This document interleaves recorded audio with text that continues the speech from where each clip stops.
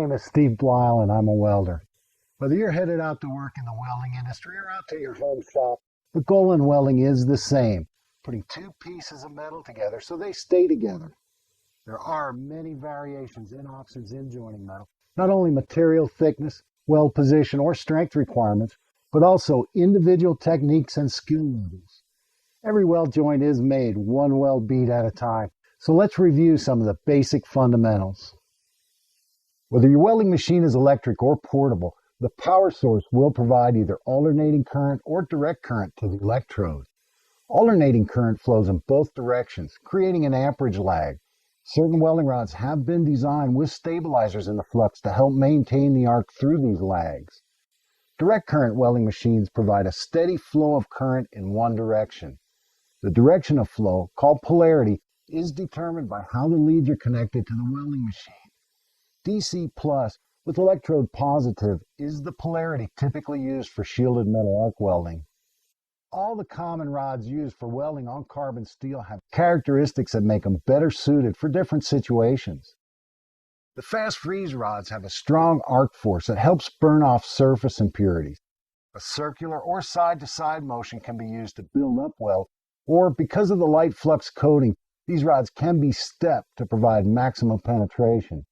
In the vertical weld position, 6010 and 6011 can be run either uphill or downhill. These are good rods for tacking up weld joints, welding metal that is slightly rusted, filling gaps in poorly fit joints, and as a first pass for good penetration. The filler rods don't penetrate as deep, they build up weld. Stabilizers in the flux make 6013 one of the simplest rods to use. With a slightly heavier slag covering, try to keep the arc in the puddle. 6013 can also be run either up or down on vertical welds. For general purpose welding, 6013 produces a smoother finished weld bead. 7018 contains iron powder in the flux and low hydrogen characteristics. Except for directly under the arc, a heavy slag covers the entire weld puddle. Either running straight or with a side-to-side motion, the arc needs to be maintained on the leading edge of the puddle. In the vertical position, 7018 is run uphill.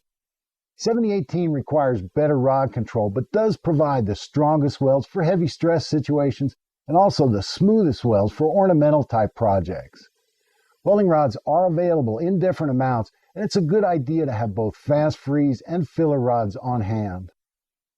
Cover yourself up. Wear some good gloves, a hat, keep clean lenses in your welding hood, and always wear safety glasses. Before you light the rod, get comfortable. Scratch to light the arc. Bring the rod back and start the puddle. Maintain a uniform arc gap with the amperage set high enough to let the puddle spread out.